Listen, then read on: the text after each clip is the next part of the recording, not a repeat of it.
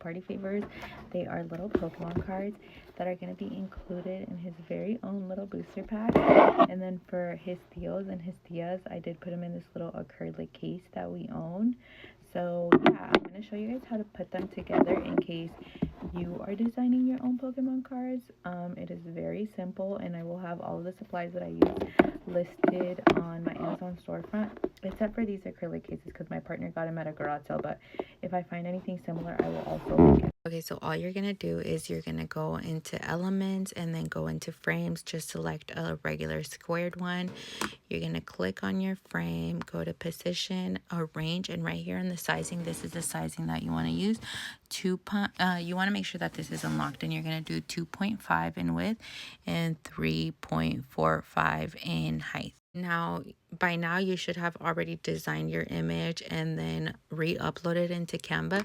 So now all you're just going to do is drop that into the frame, and then you're going to duplicate this. And then you want to make sure that everything is highlighted and just aligned either to the top or the bottom so that they are all exactly aligned perfectly.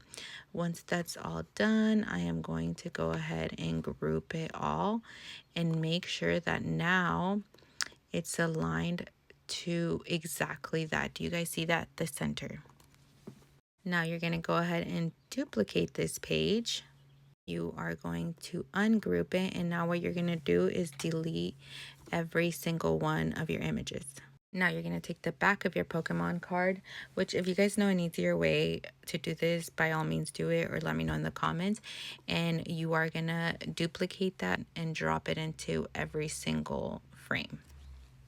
Okay, so now this is what the back will look like. And once again, I'm going to go ahead and group them.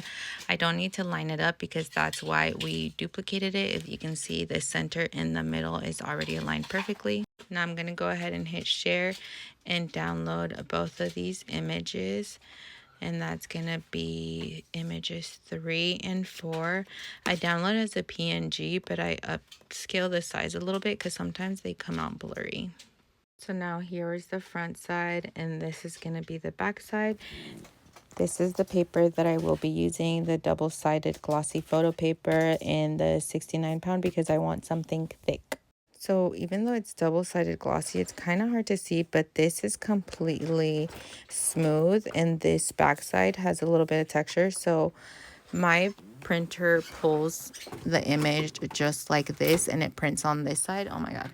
So I insert it like that for the front of the image. Okay, so I'm only gonna print the first page to begin with, which is this one. And the settings are your most important thing. I am doing 8.5 by 11 borderless. And then right here for quality and media, I am doing glossy photo paper and high. And then right here for color options, I change this to graphics and I change it to dark. And now I'm just going to go ahead and print.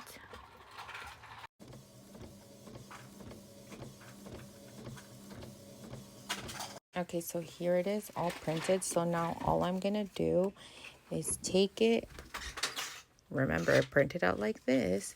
So now I'm just going to flip it and drop it in just like that. And now the settings are going to remain exactly the same.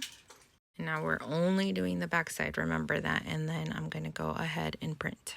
Now for anyone who's going to ask, I do use a Canon printer. It is the Pixma IX6820. I did get it off Amazon. It's linked under Party Favors.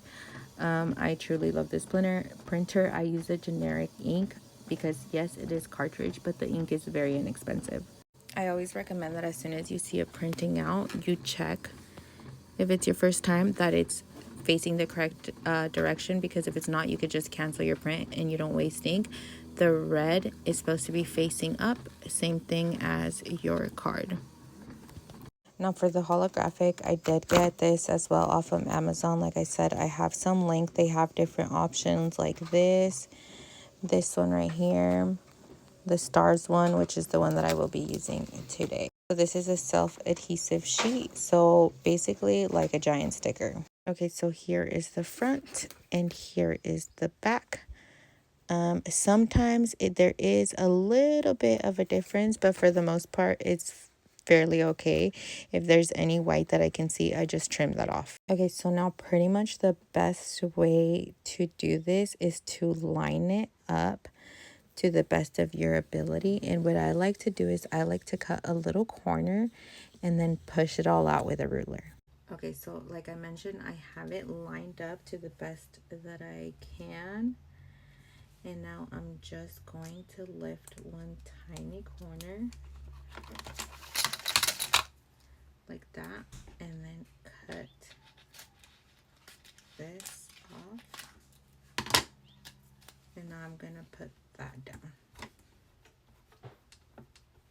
Just like that. So now I'm gonna take, I don't know what happened to my squeegee, so this is, we're making it work with what we got.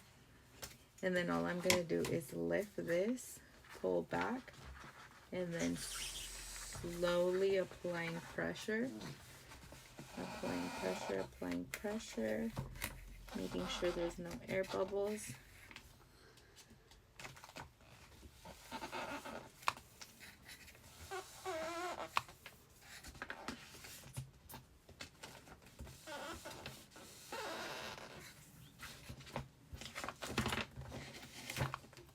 And that's how I get it. Okay, so now I'm just gonna use my cutting machine or my cutting thing, and I'm just gonna cut every single card out. And if you guys have a Silhouette or a Cricut machine, you can definitely do that as well. But I just like to do this because I get more to fit on one sheet. Okay, so here they all are cut. As you can tell, they pretty much lined up except for this one. Sometimes my cutter doesn't want to work with me that great. But if it's truly bugging you, like I said, you could just take your scissors and really get close to it and cut it up. I won't be doing all of that. And then you want to take one of these little corner cutters that you can get off Amazon, at Walmart, anything like that. And then you're just gonna do that. And that's what's gonna round your corners.